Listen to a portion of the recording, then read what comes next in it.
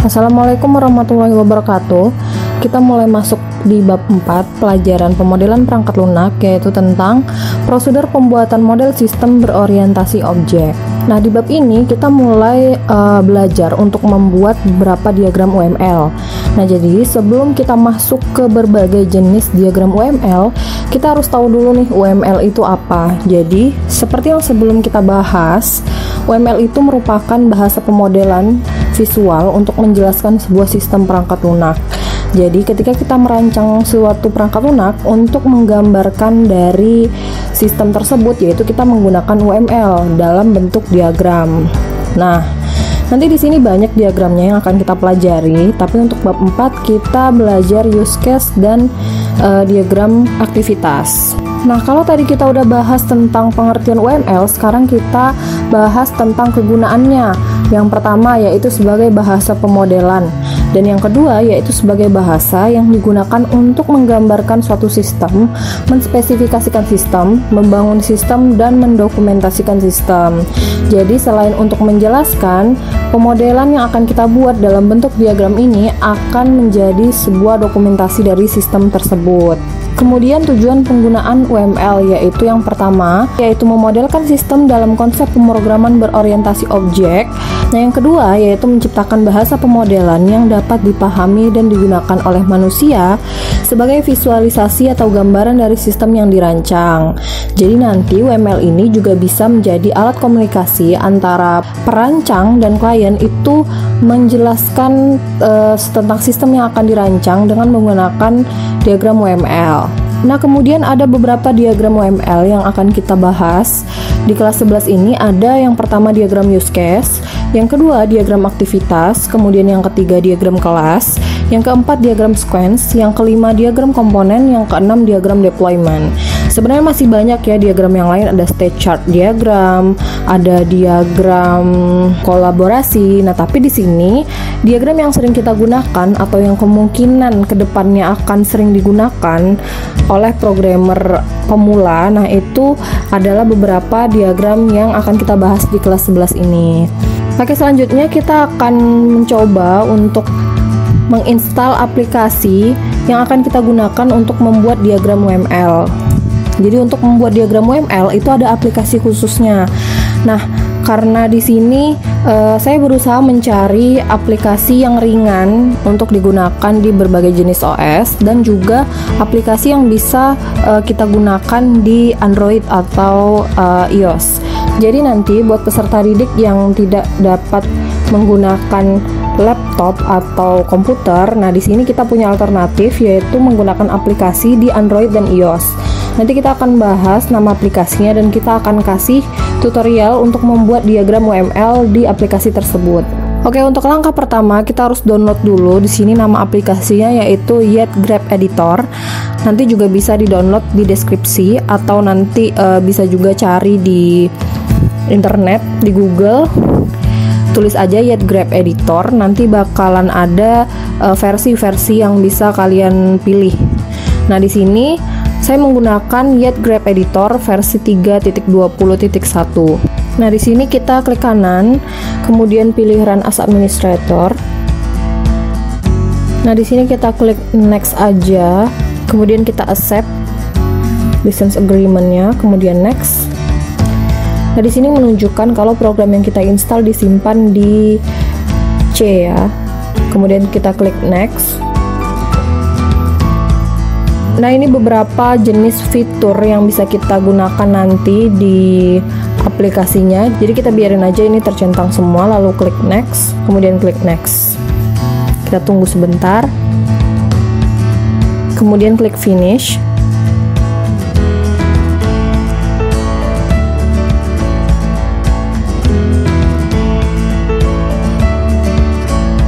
Nah, ini merupakan tampilan standar dari aplikasi YetGraph Editor.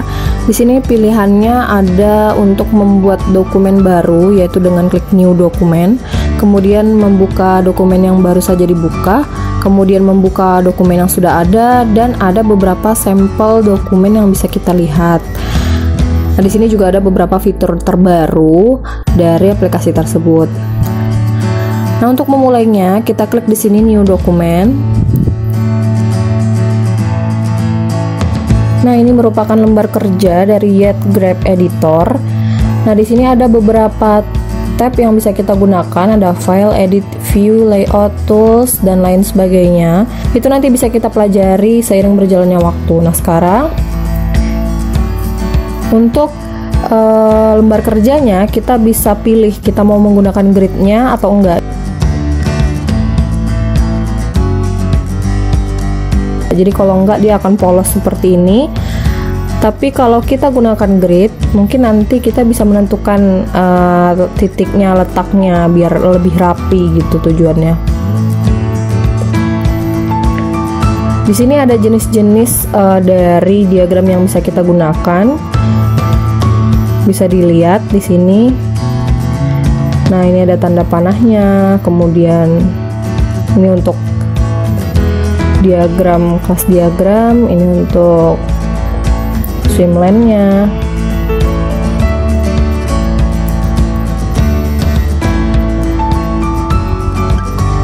Nah, ini untuk UML-nya. Kemudian untuk flowchart juga ada. Dan masih banyak lagi ya yang bisa kita gunakan. Nanti dicoba-coba aja untuk nambahin wawasan pengetahuan.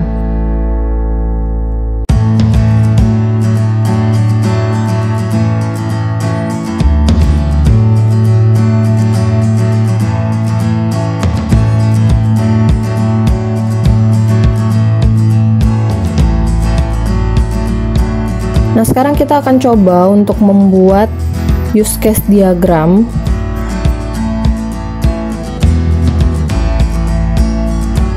Pastinya yang pertama kita butuhkan adalah aktor, gambar aktor. Nah, di sini ada aktor, kita klik. Kemudian kita drag ke lembar kerjanya di sini. Oke. Kita bisa atur besar kecilnya, letaknya. Nah, di sini untuk mengatur namanya. Nah, kita di sini akan membuat sistem perbankan. Jadi di sini aktornya nasabah.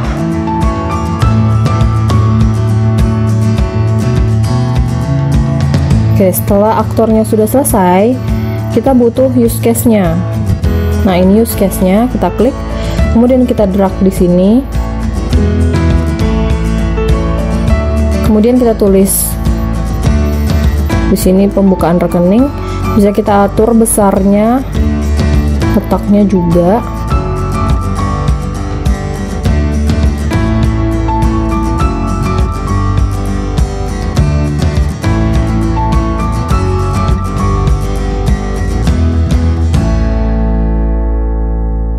Setelah pembukaan rekening, di sini kita buat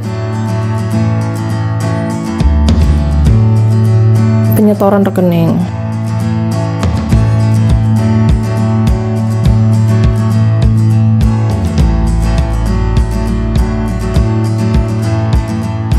Setelah penyetoran rekening, kemudian di sini kita buat penarikan tabungan.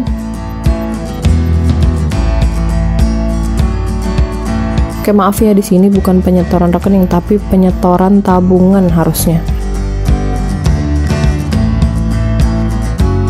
Oke.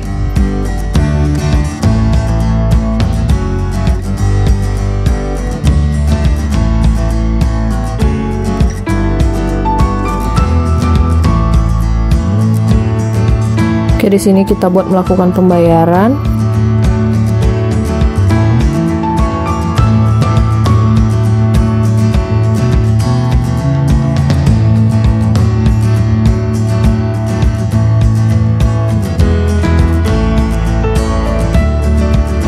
Di sini kita buat transfer antar rekening.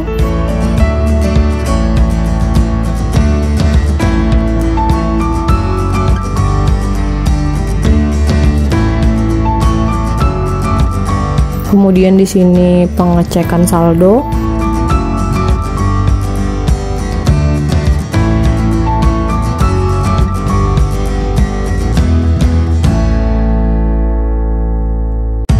Kemudian di sini penutupan rekening.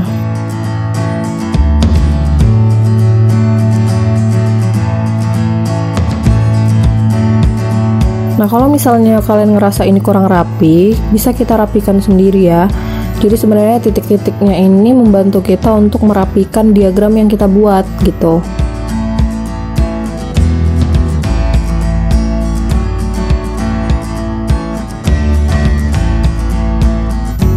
Oke, sekarang kita mau buat tanda panahnya ya. Tanda panah dari aktor ke use case-nya. Caranya di sini kita pilih di edge types. Kita arahkan ke aktor, kemudian kita arahkan ke use case-nya. Nanti otomatis panahnya akan menyesuaikan. Oke, kita lakukan di semua use case. Jadi setiap aktor itu harus, kalau memang dia bisa melakukan kegiatan tersebut atau bisa melakukan dari fungsi yang kita buat seperti pembukaan rekening, penyetoran tabungan, penarikan tabungan, berarti tanda panahnya itu harus kita buat. Oke, setelah selesai semuanya, ini bisa kita simpan projectnya. Barangkali nanti mau kita buka lagi untuk diedit-edit lagi.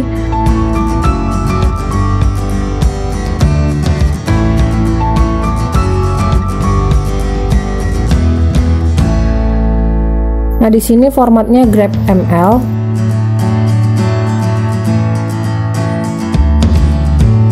Jadi nanti ini projectnya bisa kita buka di aplikasi Yet Grep Editor ini. Barangkali kita mau ubah, kita ganti atau kita gunakan lagi itu bisa. Nah, kalau misalnya kalian mau nge-save dalam bentuk JPEG atau misalnya dalam bentuk PNG, itu bisa, caranya klik export. Kemudian di sini tinggal pilih format yang kalian inginkan. Misalnya di sini ada PDF, ada PNG, ada JPG. Nah, di sini kita coba JPG. Ini kita klik OK. Nah, secara otomatis udah kesimpan di folder yang tadi kita pilih untuk menyimpan gambar diagram yang tadi kita buat.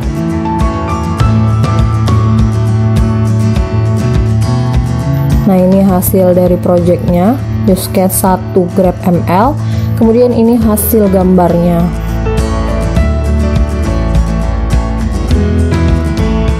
Nah, ini hasil dari gambar diagram yang tadi udah kita buat. Hasilnya lebih rapi dan lebih jelas dan lebih mudah ya. Jadi udah dalam bentuk gambar atau JPG, bisa langsung kita kirim. Kalau misalnya peserta didik mau kirim tugas, langsung aja kirim JPG-nya ke Google Classroom masing-masing. Nah, di sini saya akan jelasin sedikit tentang use case diagram biar kita sama-sama paham, sama-sama ngerti, bisa buat diagramnya tapi juga paham maksudnya gitu. Jadi di sini ada aktor. Aktor di sini adalah sebagai user. Jadi bisa jadi user, bisa jadi programmer juga sebenarnya, nggak mesti user. Yang penting dia di sini yang lagi kita buat kasusnya adalah user, yaitu nasabah. Nasabah ini adalah pengguna dari sistem perbankan. Misalnya kita mau buat sistem perbankan, nasabah itu bisa ngapain aja sih di sistem itu? Nah, itu akan kita jabarkan di use case ini. Makanya di use case itu ada aktornya dan ada segala jenis fungsi yang bisa digunakan di dalam suatu sistem tersebut. Nah, yang di sini pertama, nasabah bisa melakukan pembukaan rekening. Jadi itu harus jelas ya. Jadi kalau kita menjelaskan, nanti peserta didik menjelaskan ke orang lain, misalnya disuruh jelasin ke gurunya atau misalnya disuruh suatu saat bakal bikin program terus disuruh jelasin ke kliennya, itu harus bisa cara membaca diagramnya. Jadi yang pertama tadi, nasabah bisa melakukan pembukaan rekening. Kemudian yang kedua yaitu nasabah bisa melakukan penyetoran tabungan. Kemudian selanjutnya yaitu nasabah bisa melakukan penarikan tabungan. Kemudian nasabah bisa melakukan pembayaran. Kemudian nasabah bisa melakukan transfer antar rekening. Nasabah bisa melakukan pengecekan saldo. Nasabah bisa melakukan penutupan rekening. Nah, ini harus jelas ya, karena nanti ini hubungannya dengan requirement dari sistem tersebut. Jadi nggak bisa kita baca nasabah bisa melakukan pembukaan rekening dan penyetoran tabungan dan penarikan tabungan, itu nggak bisa. Jadi memang harus benar-benar dijabarkan satu-satu dan dengan jelas. Jangan cuman nasabah pembukaan rekening, nasabah penyetoran tabungan. Nah, itu kurang tepat. Jadi lebih tepatnya harus jelas dan rinci seperti yang tadi sudah dijabarkan. Dan juga di sini saya mau jelasin sedikit, mungkin yang banyak masih keliru. Jadi tentang penggambaran use case diagram, sebenarnya nggak cuma use case diagram, tapi semua diagram di UML. Kalau misalnya di situ dijelaskannya itu bentuk elips untuk menandai sebuah use case, berarti kalian harus membuatnya dalam bentuk elips. Tidak boleh lingkaran, tidak boleh segi empat, tidak boleh bergelombang seperti awan. Pokoknya harus kalian buat dalam bentuk elips. Karena kalau misalnya nanti bentuknya lain, itu pengertiannya udah lain lagi gitu. Jadi, dalam membuat diagram, kalian harus teliti, harus paham. Jadi kalau kalian paham, insya Allah kalian akan benar buat diagramnya. Oke, itu sekian untuk pembuatan diagram use case dengan menggunakan aplikasi Yet Graph Editor di laptop atau di komputer. Nah, sekarang mungkin untuk beberapa yang tidak bisa menggunakan laptop atau komputer, di sini saya juga sudah mencoba membuat diagram dengan menggunakan aplikasi di Android. Namanya di sini adalah Draw Express Diagram Lite. Nah, ini bisa dipakai di Android, bisa juga dipakai di iOS. Insya Allah sama aja cara penggunaannya. Di sini akan kita bahas sedikit caranya. Kita akan coba buat diagram use case. Oke, setelah kita install, ketika kita buka programnya, di sini kita bisa memasukkan nama diagram yang ingin kita buat. Misalnya di sini use case 1 ya, sama dengan yang tadi di laptop.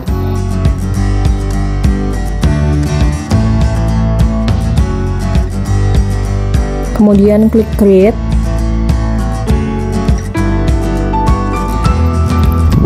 Nah, di sini ada tata cara buat pemula, beberapa cara untuk membuat diagram di aplikasi Draw Express ini.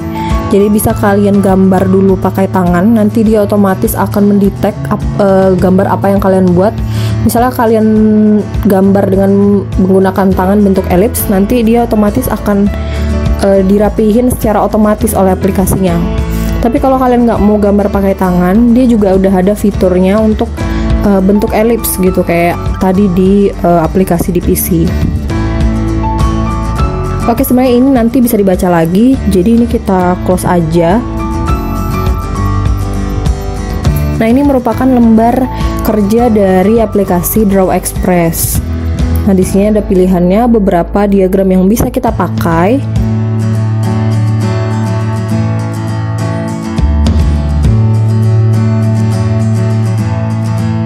Insya Allah di sini udah lengkap ya, kurang lebih hampir sama dengan diagram yang tadi ada di aplikasi Yet Graph Editor.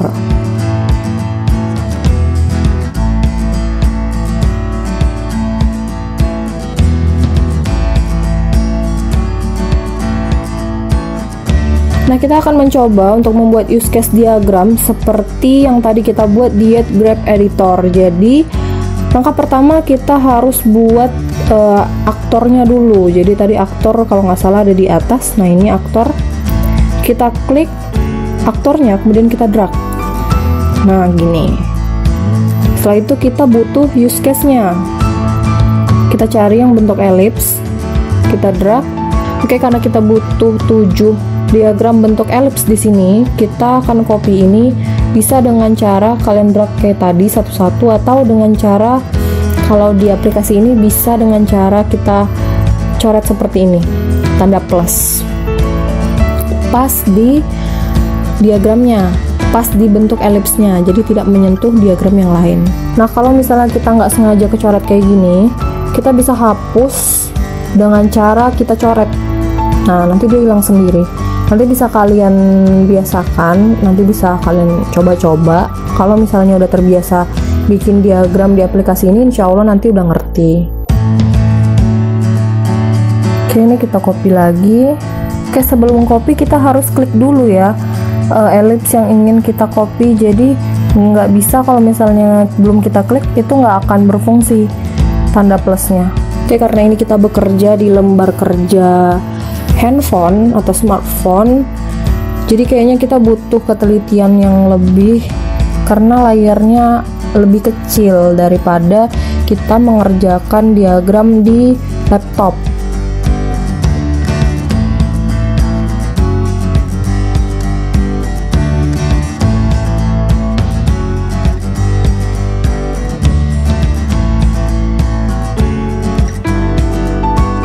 Oke, kalau udah selesai kita klik 2 kali.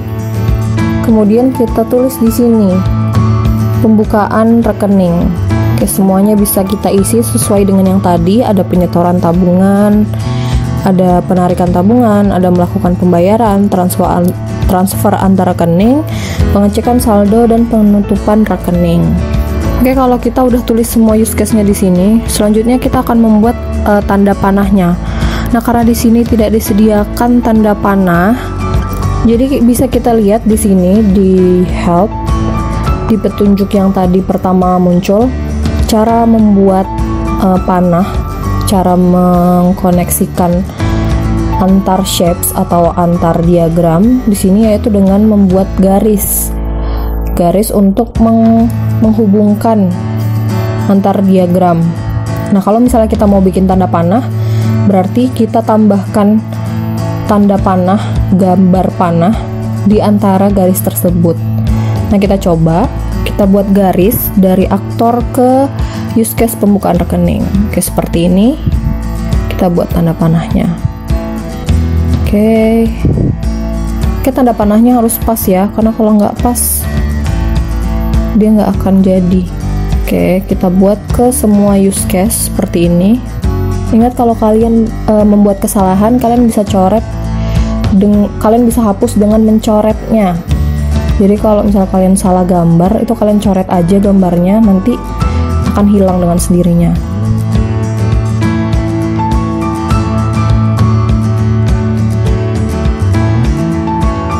Oke, ini kita udah selesai dan kita akan membuat nama dari aktornya. Karena ini belum ada nama, kita klik 2 kali. Kemudian kita tulis di sini aktor dalam kurung nasabah.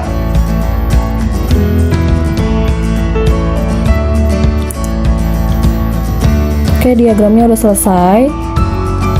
Ini bisa kalian sesuaikan sendiri kalau mau lebih rapi. Nah, langkah selanjutnya kita akan menyimpan diagram tersebut baik dalam bentuk project atau dalam bentuk gambar. Nah, kalau misalnya kita pilih quick save di sini, gambar ini akan tersimpan sebagai project. Jadi kalau misalnya nanti mau kita edit, mau kita pakai lagi, itu bisa. Nah, kalau kita pilih export, di sini berarti kita akan menyimpan di galeri kita. Nah, sini kita klik allow. Kemudian kita klik export lagi, karena tadi untuk ACC ke galeri, kita klik di sini export to network or local. Nah, di sini ada pilihan tipenya, ada PNG, ada DE, ada SVG, ada PDF. Ada juga size-nya di sini untuk menentukan kira-kira resolusinya kita mau yang bagus, yang sedang, atau yang biasa aja. Nah, kemudian kita mau simpan di mana, di jaringan kah? Itu nanti kita diminta email atau di lokal. Nah, kalau di lokal ini berarti di galeri kita. Nah, ini kita ganti dulu lokal. Kemudian kita pilih PNG dan biarin use case, kita export.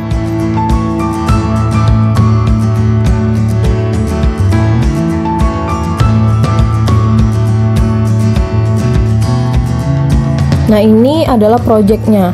Ini adalah project yang tadi kita simpan. Ini terdapat di dalam aplikasi Draw Express tadi, masih di dalam aplikasi tersebut. Jadi kalau kita buka, kita bisa klik tanda plus di bawah, itu untuk membuat project baru atau mengedit project yang sudah kita buat sebelumnya. Di sini tadi use case 1 adalah project yang sebelumnya udah kita buat.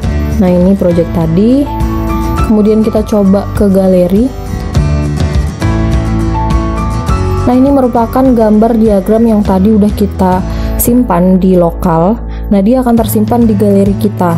Jadi sudah dalam bentuk gambar dan rapi sesuai dengan diagram yang tadi kita buat. Oke, sekian pembelajaran kali ini. Untuk di iOS kurang lebih caranya sama, menggunakan aplikasi yang sama, yaitu Draw Express Diagram Lite. Insya Allah diagramnya lebih ringan, jadi lebih mudah digunakan juga, mudah dipahami. Dan mungkin kalau dengan banyak latihan bisa lebih teliti ngerjainnya kalau di smartphone. Oke, semoga bermanfaat. Untuk diagram aktivitas di bab 4 ini nanti kita akan lanjutkan di video berikutnya. Terima kasih sudah menonton. Assalamualaikum warahmatullahi wabarakatuh.